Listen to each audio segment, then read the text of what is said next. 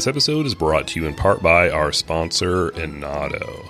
Inado's entirely free platform is enabling community-based research sites all around the globe with access and unheard levels of visibility to the right top trials. You can see open or upcoming trials as far as 12 months in advance with tools and features that help you focus on the best fit trials for you and your patients. Look, I can tell you from experience, being able to sort of easily select trials that match your focus and your interests is much more important than the sort of more shotgun approach that many sites have taken. Inado's advocates also help you showcase for sponsors your diverse patient populations, community engagement efforts, diverse staff, and whatever makes your site unique. So please take the 2 minutes, head on over to inado.com and sign up today. That's Inado, INATO.com. Hello and welcome to the Note to File podcast, a collection of interviews, best practices, and candid conversations for clinical research sites. I'm your host, Brad Hightower. Our guest this week is Rohit Nambisan. Trained as a neuroscientist, Rohit is a product executive with experience leading product development organizations in pharma, medical devices, personalized medicine, health IT, healthcare data and analytics, and AI. Prior to co-founding and leading Lokavant, Rohit was most recently the head of digital product at Roivant and the head of product at Prognos Health. He holds an MS in Management and Engineering from MIT, an MA in Neuroscience from Boston University, and a BA in Cognitive Neuroscience from UC Berkeley. In this episode, we discuss fragmentation amongst study stakeholders, the importance of real-time data that's agnostic to source, as well as the impact of decentralized clinical trials and the subsequent increase in disparate data sources. So without further ado, Rohit Nambisan. All right, man, I'm going to welcome our guest this week, Rohit Nambisan. Rohit, how's it going, man? It's great. Thanks, Brad. How are you? Oh, not too bad. Site life is always exciting, for better or worse. So I can't complain, but, how about you? Staying busy? That's one thing I certainly am doing in 2023. It's busy is good, but busy is busy. Indeed. Where are you coming from today? Where are you at? I'm in New York City and Manhattan. Lokavant headquarters are in Manhattan. We were started here, even though we grew a lot during the pandemic. So we're really all over the place, as most organizations are these days. Sure. Yeah. It's been interesting to see the changes over time. Over the last few years, it's been certainly interesting to say the least. I want to jump right in, like I do with all of our guests. I'm always really interested to hear about people's backgrounds and kind of especially how they came to the clinical trial space. So if you would, indulge us a little bit with your origin story, if you would. Happy to do so. So I guess the first thing I'll state is I'm a neuroscientist by training. I spent about 10 years in academic and clinical research. Latter half actually focused on more, let's say, applied or computational neuroscience, things like biomimetic robotics, computer vision, neural nets. I guess things that are considered as part of the broader ecosystem of data science and AI, and frankly, AI is a lot of buzziness to it. So I use that sparingly, those two letters, unless they're within a word, I use them sparingly. I like to be a little bit more precise about the applications of technology. But I'll just say that was my background. I'm also a big fan of practical applications of science. And so, lo and behold, I moved away from academia and moved into industry. I'd say over the last 16 years or so, I've worked in many, many different areas of healthcare and technology, or should I say the versions of healthcare and technology. Early on, in terms of my clinical research experience, I actually was at Novartis for the first 4 to 5 years of my industry experience, and that was a very cool opportunity. It was initially within the personalized medicine group at Novartis. So this is a group that was developing molecular diagnostic assays to stratify the best and stratify patients based on their epigenetics to identify the best therapeutic for that particular type of patient. So it was an eye-opening experience in terms of, shall we say, transitioning the automechanic approach of medicine to kind of a more personalized approach of medicine, right, albeit on an epigenetic layer, and got to support a lot of the different franchises, of course ONC, because ONC is very present in the personalized medicine industry at this point, but like also immuno, gen meds, neuro, etc. And learned a lot about, obviously in the process of doing that, supported a lot of different trials and learned a lot about clinical research from the diagnostics perspective. And then eventually when, that was subsumed within Novartis, the great beast that is Novartis Global Oncology Global Development, got a taste of what it's like to develop therapeutics within a large pharmaceutical company in relation to Cigna and Gleevec, where I was a global program manager supporting the treatment-free remission studies of Cigna, which was really a great learning experience. I'm a big proponent of keeping that learning curve very sharp. Around that time, I started wondering about, how could we bring in data to optimize product development? And I think at that point, real-world evidence, real-world data was fairly nascent. It wasn't really a thing at that point. And so one of the things I noted is that Health IT had figured out how to set those pipelines in place, and not necessarily to optimize product development, but for payment treatment operations, PTO, the non-exciting version of PTO, I guess, for all those out there. Right. At the time, it was pretty exciting for me, to be clear, because I actually shifted from Novartis and ended up in Health IT for a few years, learning how to set those data pipelines, learning how to leverage that data for applications facing patients, applications facing physicians, and supporting meaningful use attestation for organizations like Kaiser, Geisinger, and VA Health System nationwide. So got a bit of a taste of that. And then decided to plot my return back into life sciences. And in doing so, I ended up realizing I'm better built for startups where I like to be in smaller organizations moving really rapidly. And again, restating that, keeping that learning curve extremely sharp, not only in terms of personal development, but in terms of company development, right? And I felt like startups, the agility there is just very pronounced, or needs to be if you're going to be successful. So I spent a few years supporting different startups from a product leadership perspective, from a business development leadership perspective, and always at the cusp between data and data analytics. In one case for life sciences, and this time on the commercial side. In one case on the payer side, learning a little bit about how care management and risk management is supported through data, as well as on the hospital and healthcare delivery side in startups that were focused on rev cycle management, et cetera. So got a fairly comprehensive, maybe robust view of healthcare and technology before I ended up coming to Roivant about 5 years ago.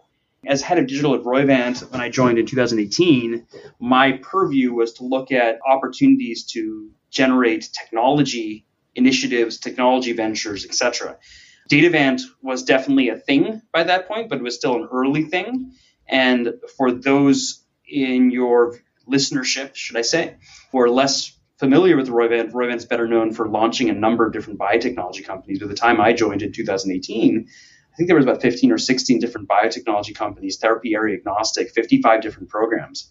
And one of the things we noted is there was a shift in clinical development and clinical research globally over the last 20 years from these big honking blockbuster indications to very specialized niche therapeutics under development.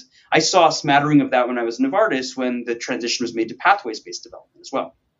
And so one of the challenges we were faced with day in, day out across all these different programs is each study was so unique, right? And required such particular data sources and required a specific vendor ecosystem to support them from study to study, that it was very, very hard to get an understanding from the ground level on the study team, much less on the site side, et cetera, I'm sure, what's going on with every participant, what's going on with every site, what's going on with every country, what's going on with every region, what's going on with every study in your portfolio, on a basis that allows you to take action and address issues as they're emerging or as they're developing. Right. On top of that, and I think this is probably near and dear to your heart based on your experience on the site side to date, and I'd love to hear about that from you as well.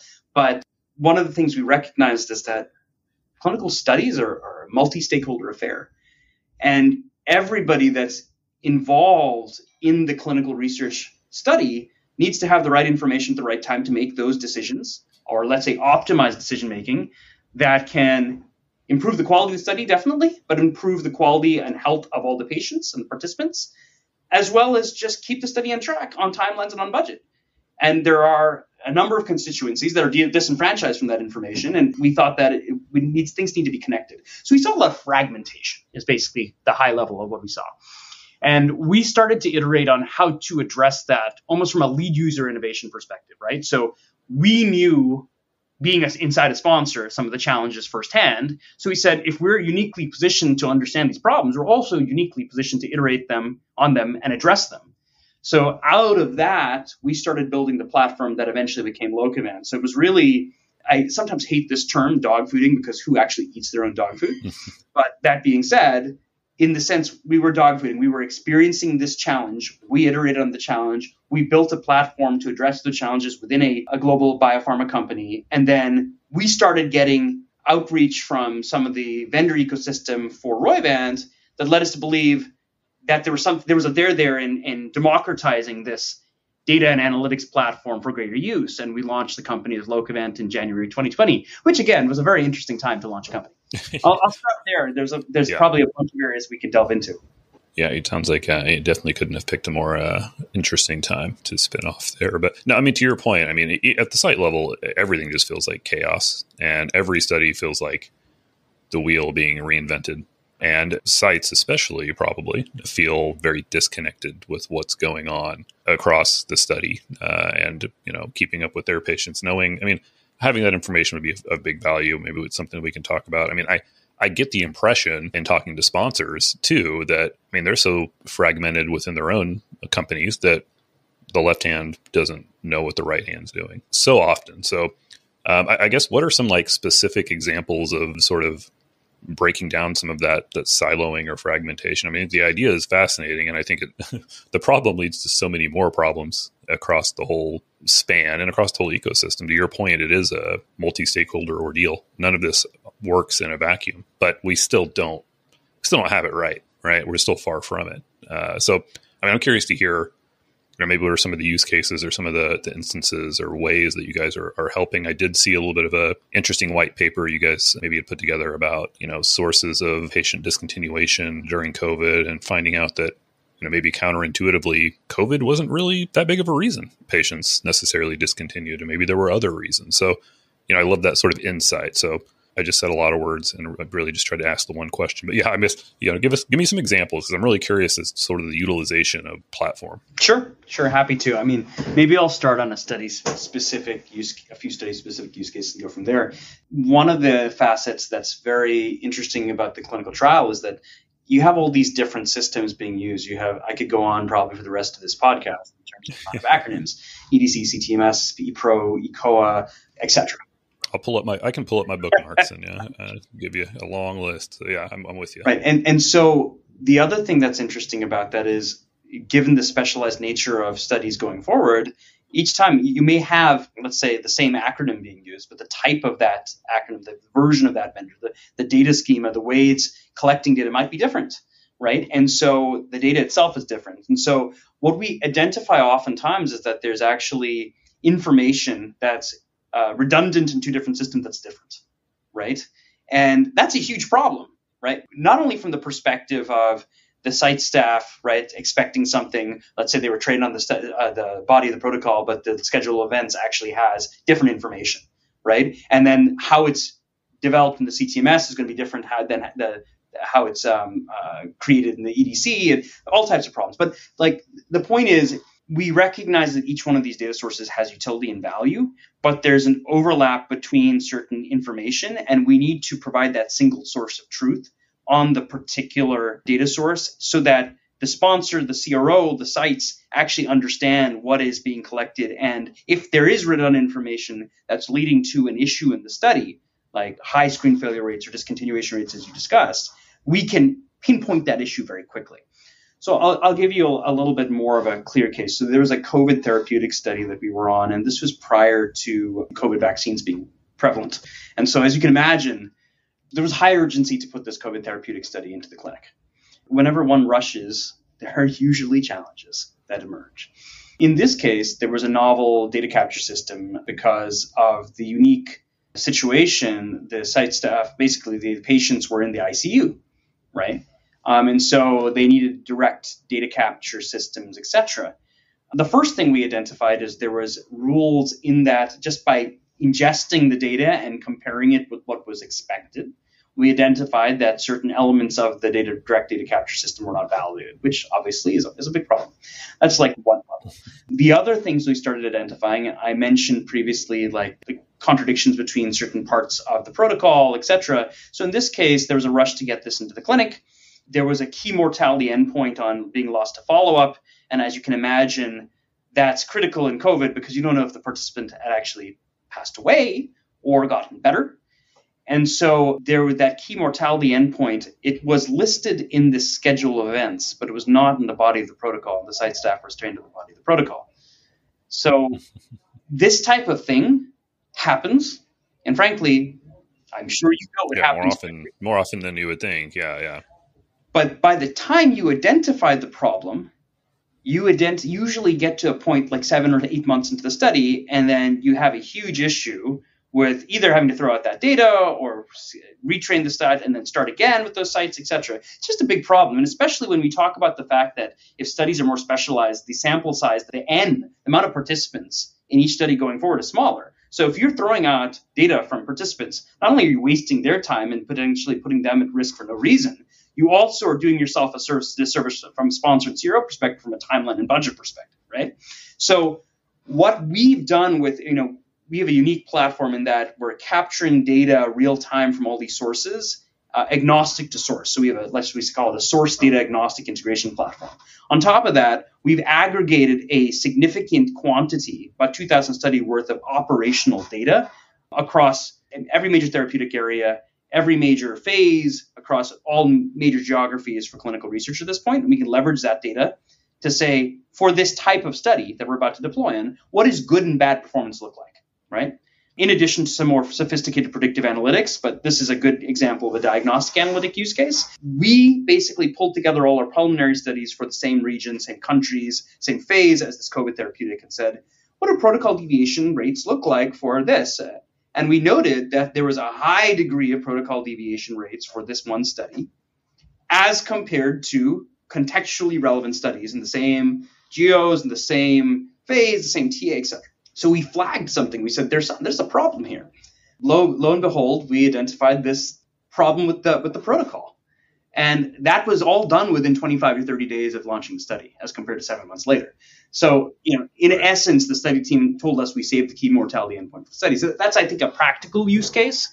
But it's not only a practical use case for the sponsor and CRO, as I aforementioned, but it's really a practical use case for the sites and the participants as well. Yeah, that's fascinating. And I think because I feel like, and again, it's just my own perspective, but I feel like maybe in the past these things aren't figured out until you've got enough sites standing up and yelling 8 months later, when you've been complaining to your CRA for 6 months that, hey man, these things don't match. You get different guidance every 2 months from a data manager or your CRA. It's very, very, what's the word I'm looking for here? It can really knock you down at the site level, right? And frankly, it can be the difference between how high of a priority a study is for a site. We're getting a lot of mixed messages and we're getting beat up and punished for misinterpreting or being told the wrong thing. Oftentimes, the study is going to get deprioritized at the site level for the more clear, easy to work with protocols. So, I mean, aside from all the things you mentioned, I think maybe it's underappreciated how that could affect the success in enrollment overall, because sites don't want to deal with that mess if they've got a better study right next door that they can work on instead. So, I mean, I love that. I love being able to, concept of you guys being able to potentially get out in front of that to where it is. You're not standing here a year later, doing a 12-month follow-up and saying, well, crap, we didn't anticipate this issue because we just didn't look at it until we came up on it, and now it's too late. Yep. I think at the foundation of that concept is, what we brand ourselves today as a clinical trial intelligence platform. And that just, it sounds like gobbledygook, right? And I think it comes down to the fact that the way we define that is the ability to collect and understand data and apply that collection of data, but really the understanding of data on a real-time basis to make informed decisions to improve the performance of a study, regardless of stakeholder. And part of that is the real-time connectivity to those different disparate systems of data that might have redundant or conflicting information and resolving some of those issues. But part of it's also collecting, this site, in the data we have, the proprietary data we have, it's site-level data. You can't buy or sell this data, right? So aggregating a sufficient quantity, and we're constantly growing that data asset to understand what is really bad and what's good performance. Because to your point about on the site side, if you're constantly being pinged or slammed by the CRO or sponsor in terms of like, this is a problem, this is a problem, this is a problem, do all those problems matter? What are the problems that matter? Right. Well, and, very often they don't, but you may not know that as a coordinator, right?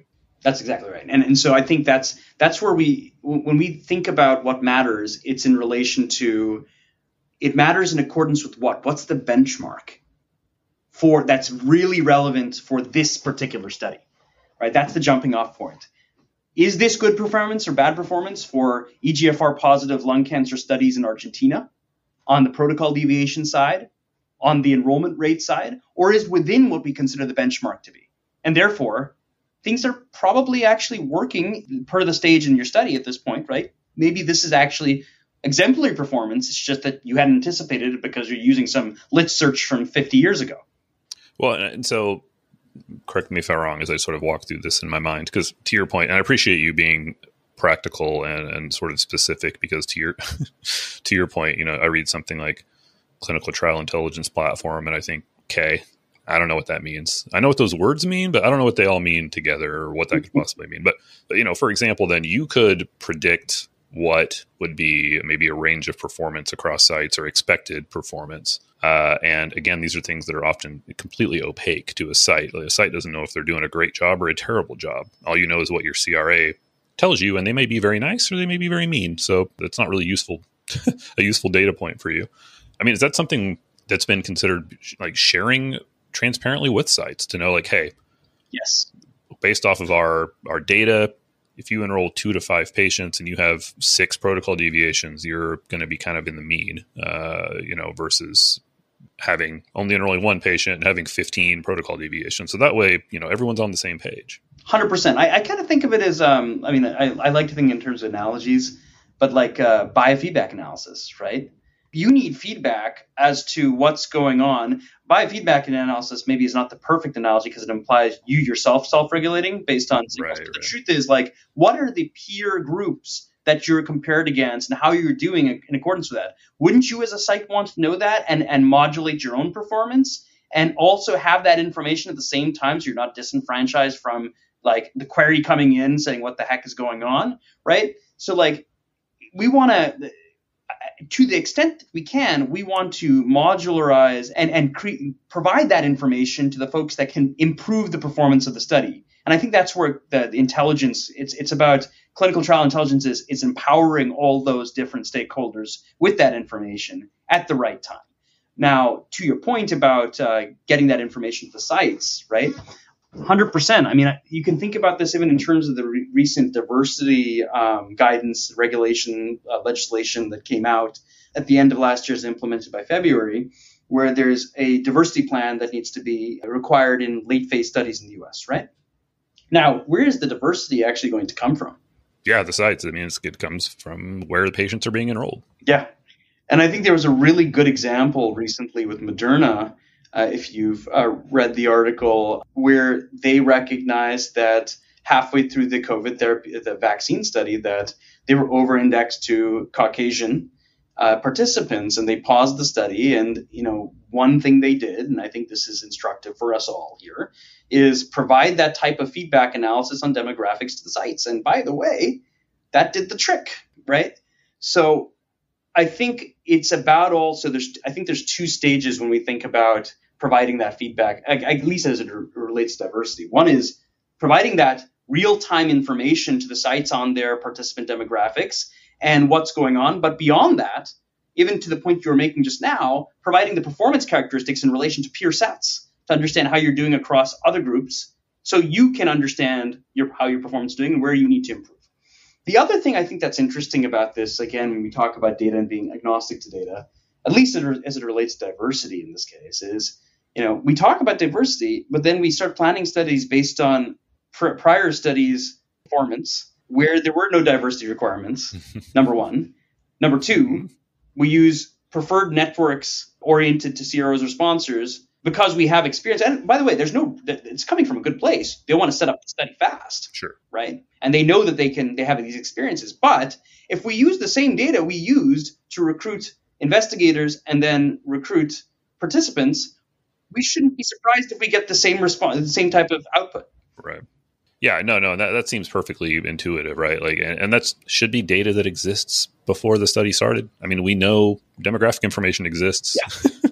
We can find, sites in those areas, or, I mean, there's a burgeoning IRO market where sites can be spun up, in conjunction with sponsors. If you have that data, if you know there's a high population of patients with this disease state in this area, I mean, I don't know why that can't drive business decisions in a way more efficient manner. I mean, it seems I'm not very smart at this stuff, but that seems obvious to me. I think you're spot on. It's an obvious opportunity. What we found in starting to connect some of these sources and leverage real world data sources to predict where you're at, that's fragmented too. And what's interesting is, in fact, maybe the overarching theme of this discussion is fragmentation and unification. But hey, that's a noble pursuit. I think what we've seen is it's not just one data source that you need, right? It's not just claims data. It's not just specialty pharmacy data. It's not just lab data. If you look at the ever increasing complexity of eligibility criteria, which I'm sure you're more than well aware of, the challenge is that you need kind of that view of participants or potential participants across a variety of these different data sources.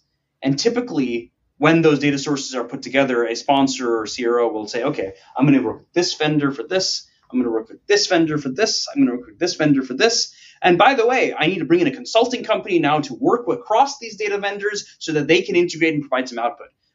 And no one has history working with like this. A consulting company doesn't know these data sources. The data sources have been combined together. So I think the approach we see there is, can we actually find those opportunities to find those data sets, connect them, and embed them already in the analytics so it's a turnkey solution when you're starting to plan those studies, right? And be as possibly representative, noting that every data set has bias. Sure. But one of the key facets of Lokavant's platform and being data agnostic, and I say this when I talk about some of the feasibility work we do, is being able to bring in the best information for that particular use case is more important nowadays than just relying on your historical data sources. If you're going to go to Biogen and help them plan their next multiple sclerosis study, you really want to leverage Biogen's experience in multiple sclerosis. They've been a market leader in addition to our proprietary data or any other data that's out there. So it's combining the best information that's possible to deliver that analysis. Sure. I mean, no, that makes perfect sense. I want to shift a little bit just because topically, there's been some new FDA guidance on decentralized clinical trials. I know you guys have had some partnerships with some DCT companies and maybe have some insights as far as that's concerned. I guess, is there anything, just out of my own curiosity, anything you can share that you guys have sort of seen in the DCT space? It looks like there's a white paper on your guys' site, you guys working with Thread, and mentioned some recommendations for DCT prevalence beyond pandemic. I just out of curiosity, I guess, just sort of your general thoughts there and maybe what you guys have seen in terms of maybe overarching takeaways. Yeah, no, happy to oblige. So I think a few things there. One is we see there's value to decentralized trials, that the pandemic has shown us as well, that there's opportunities to continue to accelerate clinical research and reduce participant burden. And I think to some degree there are cases to be made about reducing site burden. Although at the same time, I'm sure you have a view here, but one of the things that was clear from the European guidance as well on this was that it's great that we're leveraging, or at least my interpretation is great that we're leveraging these new modalities to reduce participant burden, but it puts a huge onus on sites and investigators to start to track all these additional systems, visiting nurse services, home health phlebotomists, etc., that have typically not been leveraged before. And from our perspective, it makes the disparate data sources that are coming in to be managed for a study that much more of a challenge. And that's what I was getting at. I mean, it seems to me like you are going to benefit even more from a platform like Lokavant because you just have so many more new and disparate data sources that I can't imagine. Again, it's hard enough for us to wrangle the cats, so to speak, on the site side. So I can't imagine doing that across 100 sites and maybe multiple countries or whatever the case may be. I mean, it just seems like an insane proposition without someone being able to analyze that data in a meaningful way. Otherwise, it, feels like you must be banging your head against a wall. I totally agree. I think it's even more than analyzing it, which I think needs to happen, to your point. Let's get more fundamental on connecting it, right? For example, most methods we've seen in the DCT realm are hybrid, right? And so there's still site-based data collection that's complemented by decentralized methods. And so most DCT companies, and I think there's an incredibly noble pursuit to reduce participant and to reduce also site burden to some degree to enable these new methods, etc. I think it's fantastic. And so don't get me wrong, I think it's a phenomenal approach, though I will say that they're very focused, as well they should be, on DCT on its own. And so there creates a fragmentation right there, just there with DCT versus site-based collection methods. And I think I'd love your perspective on this. One of the things I was thinking about, and we've been iterating on at Lokavant as well, is like, okay, if you have let's call ePro DCT for a second, or let's say an eCOA based collection, endpoint collection, right? That's collected in a decentralized manner. But there are requirements from the protocol to have site-based collection in close proximity to that. And there's probably some assessment and an analysis between those two. So now they're collected in completely fragmented separate systems. And eventually, for the analysis of the study, they may be connected. But what if there's a safety issue, or what if there's some sort of issue that's popping up right now that won't be observed unless you are able to connect those two types of data sources together and analyze them in the same frame, right? And that's an area that Lokavant plays in, because we are truly agnostic to source. We just think of these DCTs and other data collection sources as new information, valuable methods, but we can connect between those dots. But I love your perspective on that point. No, I mean, I think I would love to see a place where, sort of your guys' turn of phrase, where there is a single source of truth for us, even for a site to go. Because to your point, okay, well, we're using whatever, Clario for your EKG. We're using this company to do ePro. There's we're doing some paper diaries. There's a wearable that's being implemented by yet another company. So yes, we, to different degrees, have access to that data, and some of it is more challenging to get to than others in a meaningful way. But there's really nowhere to go to see it all. And even to add, just your normal, patient visit data for, vital signs, whether your weight, whether you've lost 10 pounds, whatever the case may be, there's really, again, nowhere to go at the site level to see all of that in one place. And if there is, it's, again, oftentimes not in a way that's very meaningful. You're just looking at maybe raw data. You can't see trends. You can't see anything that may, without some real work, trigger to say, oh, something's going on here. So I think that's still a problem. And again, I fear it'll get worse because, again, we're only throwing more sort of vendors into the mix that are all completely disconnected from each other. I think, again, there's a lot of value. I mean, there's the value on the sponsor side and, beyond is very, very evident. But again, I think the sites, it's sort of maybe underappreciated how much, if you care about data, you should care about clinical research coordinators on the ground. Yep. Because they're collecting your data. Mm-hmm.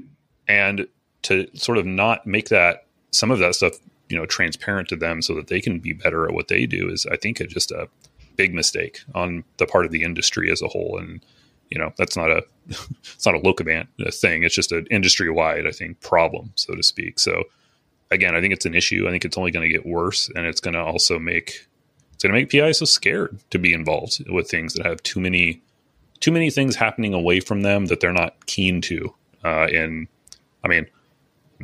Even in real time, is to be generous. They may not know for weeks or months. Yeah.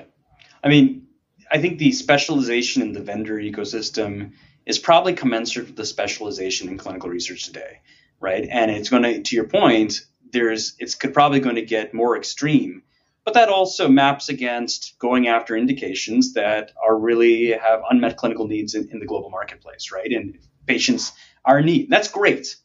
But at the same time, if we're going to leverage technology in that way, which for such utility, which is great, we've got to account for the strain or the burdens that it can create on the other end, and also account for it. To your point, let's enable the clinical research coordinator to have tools that can ingest from multiple data sources and understand what's going on in the comparison across those data sources. Let's understand the trends. Let's understand, reduce the amount of human processing that needs to happen constantly to provide clean, effective, safe conduct of clinical research. Yeah. And again, it seems to me I'm making an assumption that may be something that's maybe more easily done on the back end because, it's easy. You guys can provide all that data back to a sponsor. A medical monitor can see it maybe. But again, at the site level, I got to go log into 7 systems, show all that to my PI. He's got to make sense of what the hell is going on. And it just doesn't, again, it's not very, it's not very meaningful and it's not easy either. So again, I would certainly welcome that on the side. I don't know if you guys have any sort of site facing product or plans to do so, but I mean, that would be potentially a big game changer, I think. Yeah, it's definitely in the works. I would say, we've been around now. First of all, we were incubated and born within a sponsor, so we know that space fairly intimately. Though in that process, as I mentioned at the outset, it's a multi-stakeholder affair. So we set up our system in such a manner, it's highly permissionable, even down to the data level, down to the visualization level, down to the types of analytics you can see on our platform. So the ability for us to actually move that into the site-facing approach is there. It's just, I think it needs to be considered. It's something we're advocating for and needs to be considered in the concept of when a sponsor decides to deploy on a study, how are they actually empowering and enabling those sites? Yeah, I mean, I'll look forward to seeing how that continues to evolve. I mean, I do think the recognition is starting to pick up a little bit that's, maybe more important than previously thought, but, haven't seen a lot of movement in that regard, but I think it's coming. We do as well. Again, well, one can hope. So, I mean, what's the future hold? I mean, I feel like we're at a really interesting time in clinical trials right now, especially with decentralization, with all these new exciting vendors, some more exciting than others. But, I mean, what do you think the next, 5 years of clinical trials look like? Is there, I hear about the interoperability. Do you think we'll ever see a world in which there's true interoperability, or will it be, all these disparate data sources and analyzing them in different ways? What do you, if you had to put on your prediction cap, what does it look like over the next 5 years or so? When you speak about interoperability, you're talking about the connection between all these subsystems, these source systems. Yeah. So what I think is interesting, I'm a systems neuroscientist by background, so that we think about things in terms of modularity and integrality, right? So modularity, breaking things down, it's kind of the deconstructionist approach. You break things down to smaller problems so you can actually address them. But as you do that to the nth degree, it becomes hard to connect with the other problems that you're breaking down as well, right? So there's this balance between the two. And by the way, and both are to have their benefits, right? Both are when you think about things in terms of the integration, you come up with higher level thinking, right? This is true of the brain, the human brain itself. But when you break things down to problems, you can pinpoint how to effectuate change or in specific dimensions. Like, for example, if there's a problem with motor movement in a certain area, you can isolate that down to the motor cortex of the brain, right? So it's very modular in that sense. Now, when I think about applying such an approach to clinical research in the future, I don't think the modularity is going to stop. I think, in fact, in order to fulfill the promise of the science and the rapid change and progress we've seen, especially in oncology. I mean, oncology is almost like it's not even a TA anymore. It's a collection of TAs at this point, right? Right. Like when you see such advances of science in different therapeutic groups, the specialization required to pull off a study I think is just going to continue to be extreme. There's going to be a lot of modularity in terms of conduct of new studies. That being said, I think we need to enable that because we need to enable choice in studies, right? We need to enable the fact that you can, be a mass customized approach. I can select this EDC, this CTMS, this IRT, this genomic, this safety system, et cetera, right? And then there needs to be commensurately, just like we were talking for clinical study coordinators, there's that concept of the connection, keeping everything uniform, regardless of that system, and mapping that to some single source of truth. And so I think as the industry continues to advance science and address therapeutics for patients in need, we'll see that extreme explosion, even more volume of data, types of data, different types of vendors supporting that. And the need for integrality will continue to be ever growing. And so I think that the concept of being that connective tissue, that uniform reporting engine across all those systems is still going to be there. And that's where Lokavant hopes to play and will continue to play to support all vendors, all sponsors, all CROs, all sites in this manner. I think that's what the future from our perspective holds.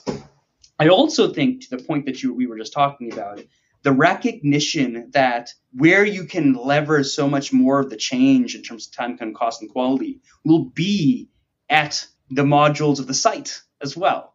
And so empowering site users, empowering sites to have that same level of integrated view of the data. And it's one thing to have an integrated view of the data. It's really about empowering those users with insights, all the things we discussed, the trends, where there are issues, how you're doing in relation to peer groups, to motivate and address the changes that need to happen in near real time will also manifest. We're starting to see that in the guidances. We're starting to see that in the regulations, as we just discussed. And, once you start seeing the regulations and guidances, things start to move. True. I think certainly a lot of people are scared to, make that first step without some level of certainty. So yeah, I think it'll be an interesting time and seeing how this all sort of shapes out. So, well, awesome, dude. I think this has been amazing. Anything else as we sort of finish up here? Any sort of final thoughts or anything else you want to put out there? I think the one last thing I'll state, and this is based on my observations of working within the industry from the sponsor side and then working on the sell side, so to speak, on the tech vendor side, is that anything new needs to have value. It doesn't matter what terms we use around AI or data science, et cetera, it needs to have value. I think that's self-evident. But what's really interesting is in the work we do, Brad, we're working in an evidence generation industry. The folks that are working on the ground are generating evidence that a therapeutic is safe and efficacious for a particular group of cohort of patients, right? And therefore shifting the paradigm in disease treatment for that condition, which is phenomenal, right? So anything that we do on the technology side to support that, to advance it, to accelerate it, needs to prove value. It needs to have evidence. We need to generate evidence that there's value. And no amount of fancy buzzwords is going to actually communicate that. And I think that's a key point that we all have to take into account as technologists in a space that's improving human health. No, I applaud that. I could not possibly agree more. It does seem to be becoming increasingly hard to tell the difference sometimes what's happening out there. And again, for somebody who's, for better or worse, sort of the guide in the ditch, doing the work on the ground, that can be very frustrating to see some of these things get so much interest and visibility when you're like, hey man, what are you even talking about? What are you saying? Again, the buzzwords kill me, but you're right, man. There's a lot of exciting stuff coming, and I love what I've learned about Lokavant. I admit I didn't know a lot coming in, but to me, this sounds like something that could be potentially, could be game changing. And again, I hope to see more transparency that flows down through the sites. I know that's kind of maybe outside your control if, whatever the sponsors would share down, but ultimately, again, could be huge for what we do. Well, I think the opportunity there is to the point I was making before about value creation, right? To show the value that's created when you can enable that transparency, because that drives action. Fair. Nope. I love it. Rohit, where can people find you online? You can find me at rohit.nambisan at lokavant.com. I'm also on LinkedIn. There's so LinkedIn, I'm pretty active there. There's a lot of thought leadership we put out from the Lokavant side, white papers, etc. So happy to be contacted there, or reach out to contact@lokavant.com. Yep, I'll make sure and link all that in the show notes. There are some really interesting white papers on the website, so go check that out. And otherwise, man, I really appreciate you coming on. And, if you're interested, I might have you come do a live stream sometime and talk about this stuff a little bit more with the sort of broader community. Love to, Brad. Thanks for having me on the show. I really enjoyed it and would love to be a part of the live stream in the future. All right. Thanks, man. Have a good one. Cheers. As always, thank you so much for listening to Note to File Podcast. Make sure to check us out at notetofilepodcast.com and keep an eye open for our weekly live streams Tuesdays at 12 Eastern. Thanks, guys.